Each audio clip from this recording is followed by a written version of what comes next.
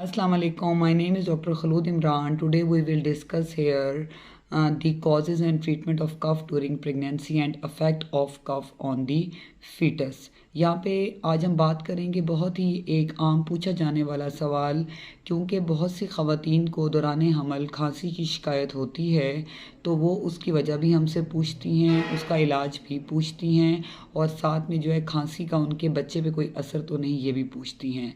ये हम यहाँ पे डिस्कस करेंगे क्योंकि हमल जो है वो हर औरत का जिस्म जो है वो उसको एक डिफरेंट तरीके से रिस्पॉन्ड करता है। बाज़ लोगों को हमल में कोई भी मसला नहीं होता, लेकिन बाज़ ख़वातीन को बहुत ज़्यादा उल्टियाँ आना, बाज़ को खांसी आना, बाज़ को कब्ज़ आना, बाज़ को मोशन आना, हर जिस्म जो है वो एक डिफरेंट तरह से पेशेंट प्रेजेंट करते हैं। जो हमल में खांसी की वजूहात हैं उसमें सबसे पहले हमारे पास आता है जी, क्योंकि फ़ीटस जो है वो यूट्रस में ग्रो करता है और जैसे जैसे प्रेगनेंसी एडवांस होती है तो जो बेबी है उसका प्रेशर जो है वो स्टमक पर पड़ता है और गैस्ट्रोइसोफेजियल रिफ्लेक्स और जो मैदे में जो औरत खाती है हामला वो वापस मुंह के रास्ते औरतों को महसूस होता है, तो उसमें से कुछ जो है वो एस्पायरेट करके लंग्स में चला जाता है, जिसकी वजह से जो है वो फीमेल्स को बार बार स्नीजिंग या कफ आती है। तो एक्चुअली ये एक नेचुरल मेथड है जिसकी वजह से जो है वो जितने भी जो फॉरेन पार्टिकल्स हैं वो हमारे रिस्पिरेटरी ट्रैक से वॉश हो जाते हैं, लेकिन फ़ीमेल को क्योंकि बार बार कफ आ रही होती है तो वो काफ़ी जो है वो डिस्कम्फर्ट फील करती है और डॉक्टर से पूछती है कि मुझे बार बार खांसी क्यों आ रही है। या उसके अलावा हार्मोनल इफ़ेक्ट्स भी होते हैं और फीमेल जो बॉडी है वो ड्यूरिंग प्रेगनेंसी बहुत ज़्यादा सेंसिटिव हो जाती है, जिसकी वजह से जो है वो उनको बार बार ब्रोंकाइटिस और एलर्जीज़ होती हैं, जिसकी वजह से उनको बार बार खांसी होती है। अब खांसी की सूरत हाल में और भी वजूहात हैं, जैसे कि नॉर्मल एक आम इंसान को अभी गला ख़राब हो जाता है, सर्दी गर्मी या जैसे मौसम की तब्दीली है आजकल तो वो ठंडा पानी इस्तेमाल करती हैं, जिसकी वजह से गला ख़राब हो जाता है और खांसी शुरू हो जाती है। उसमें अगर तो खांसी हो रही है और वो 7 दिन या 10 दिन से ज़्यादा है और परसिस्टेंट है तो फिर आपने घर नहीं बैठना। Go to your gynaecologist and discuss with her about your condition. तो वो आपका मुकम्मल चेकअप करेंगी और बताएंगी कि आपकी खांसी की क्या वजह है और आपको इलाज देंगी। लेकिन आपने उन 7 से 10 दिनों में, क्योंकि एक वायरल डिजीज़ भी हो सकती है कफ और गैस्ट्रोइसोफेजियल या एलर्जी जो भी वजूहात हैं, उसमें सबसे पहले आपने अपने आप को कोशिश करना है कि होम रेमेडीज़ से अपने आप को बेटर करें। वो मैं आपको यहाँ पे बताऊँगी। नंबर 1, आपने सबसे पहले क्या करना है कि आपने सबसे पहले जो है वो कोशिश करनी है कि पानी का इस्तेमाल ज़्यादा करना है। एक हामला औरत को कम से कम जितनी प्यास उसको लगती है उसके अलावा 2 लीटर पानी पीना है, ताकि उसका बीपी कंट्रोल रहे और उसको जो है गैस्ट्रोइसोफेजियल जो उसको मैदे की तेज़ाबियत है वो उसको ना हो, क्योंकि ज़्यादा पानी पीने की वजह से जो है वो फीमेल हेल्दी रहती है और उसका जो है जितने भी जो स्टमक कंटेंट्स हैं वो डाइल्यूट होकर जल्दी एब्जॉर्ब हो जाते हैं, डाइजेस्ट हो जाते हैं। उसके अलावा औरत ने नेबुलाइजेशन लेनी है, सादा पानी की भाप लेनी है।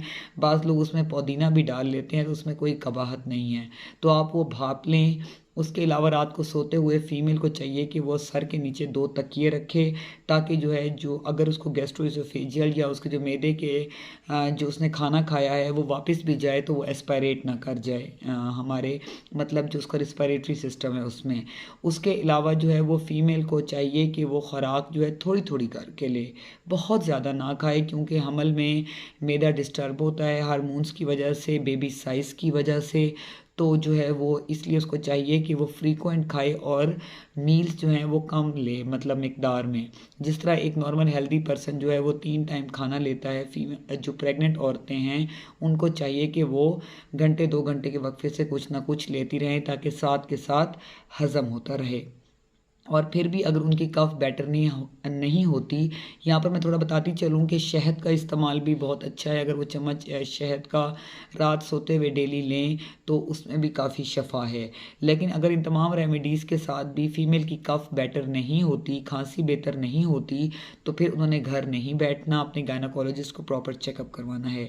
उसके अलावा एक और बहुत अहम सवाल जो हमसे औरतें करती हैं कि जी मैं बार बार मुझे खांसी आ रही है या छींकें आ रही हैं, तो उसकी वजह से मेरे जो है पेट पर वज़न पड़ता है, छाती पर वज़न पड़ता है, तो उसकी वजह से मेरे बच्चे को तो कोई नुकसान नहीं है, नहीं, बिल्कुल भी नहीं। जो यूट्रस है एक बहुत हार्ड कवरिंग है जो बेबी को कवर करती है, क्योंकि फ़ीमेल ड्यूरिंग प्रेगनेंसी जो है वो किक्स भी लगाता है, यानी कि जो फीटल मूवमेंट्स होती हैं। उसके अलावा जो है ये शॉक एब्जॉर्बर है, एमनियोटिक फ्लूइड जो है।